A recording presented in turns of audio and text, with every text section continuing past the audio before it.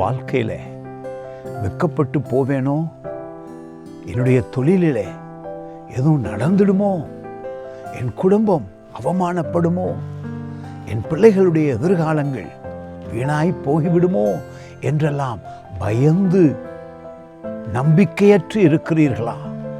பயப்படவே வேண்டாம்.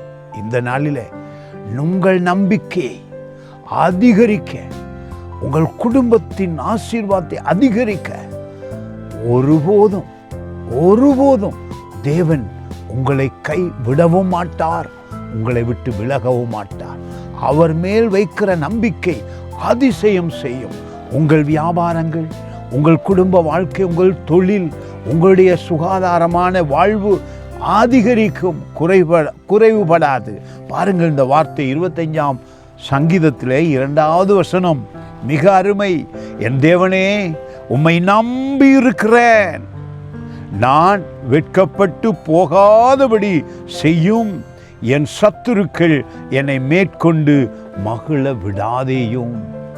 ஒருபோதும் உங்கள் எதிரிகள் உங்களை மேற்கொண்டு மகிழ முடியாது. குடும்பத்தில் ஆசீர்வாதமான திருமணமாயிருக்கும் உங்கள் வாழ்க்கை. உங்கள் பிள்ளைகள் ஆசீர்வாதமாயிருப்பார்கள். நீங்கள் தேவனுடைய வார்த்தையை நம்புங்கள். உங்களுடைய நம்பிக்கை உயிர் வாழ்கிறது. அந்த நம்பிக்கை ஒருபோதும் உங்களை வெட்கப்பட விடாது.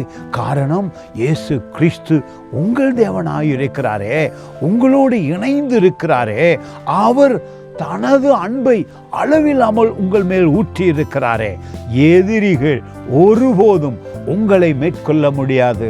அந்த அதிசய தேவன் இந்த நாளிலே உங்களுக்கு சொல்லுகிறார், நீ வெட்கப்பட்டு போக மாட்டாய், நான் உன்னை தூக்கி எடுத்து நிறுத்தி இருக்கிறேன் என்று உங்களை தைரியப்படுத்துகிறார். God bless you. Praise Garden Ministries, Norton Bridge, Sri Lanka.